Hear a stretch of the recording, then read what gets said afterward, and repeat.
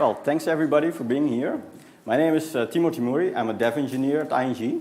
And my name is Richard Brass. I'm the product owner of the Kafka and Cassandra team within ING. Yeah, so he's all about the use cases. I'm all about the technical stuff. So hopefully together that makes a good combination. So, and our talk is about the evolution of Kafka within ING. But before we start, I just want to play a short video of the Kafka Summit keynote by Fred Schepers, ING Chief Architect, last year.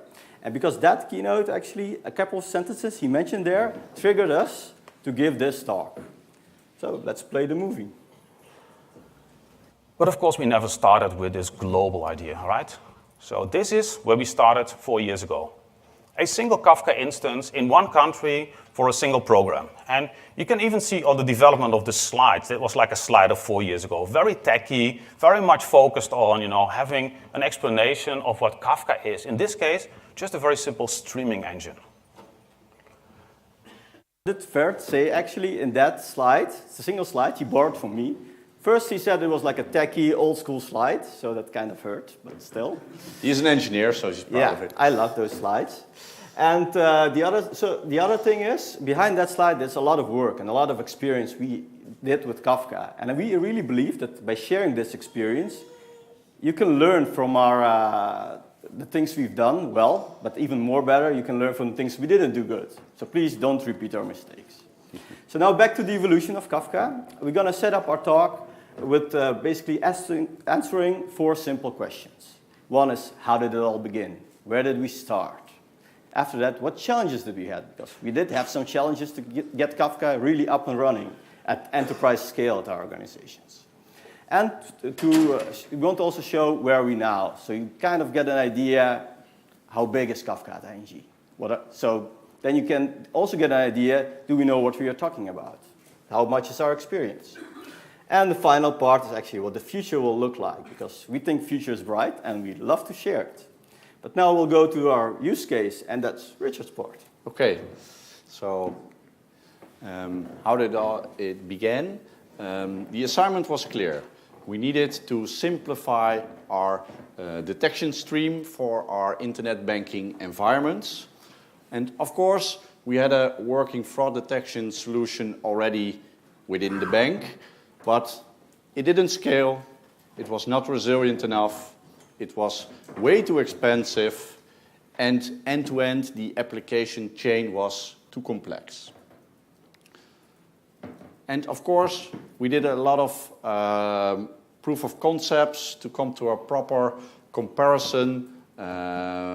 We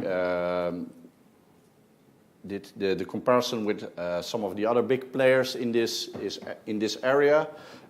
We won't mention any names, but you probably all know them, EMS. And you also understand that for this use case that you see in this picture, that Kafka blew the competition out the water. So this was a perfect fit and gave us the momentum to bring Kafka to production and to start to gain trust in the product. So what you see here, the decoupled architecture, of course, very important with Kafka.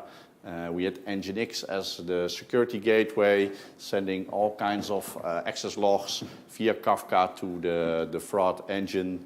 And to do that, of course, keeping the latency low and high throughput was really important. While actually increasing the resilience. In this next slide, you see our setup from 4 years ago. And this setup is a perfect fit, at least we thought it was a perfect fit, for active producers. And Nginx was an active producer, so it was a tailor-made solution for Nginx. And typically you would see 50% of the events coming in via data center 1, around 50% of the load coming in via data center 2, and the fraud engine would aggregate all the events and create 100% of the events again. But of course, you are also interested what would happen in case of a disaster in this data center. But then, as Nginx as a producer is active, you would just get 100% of the events via the other data center, and we would still be able to do our fraud detection. So, anything to add to this slide? Maybe interesting for you as well to see that within the data center we still have a replication factor of 2 here. Yeah, just one small remark. This whole architecture made it really simple because the main idea is the producers produce locally in their DC.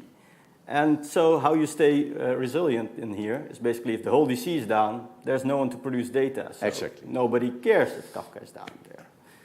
And another thing, this is running already in production for 4 years right now. And in that time, we only had like one major incident when we lost the whole cluster.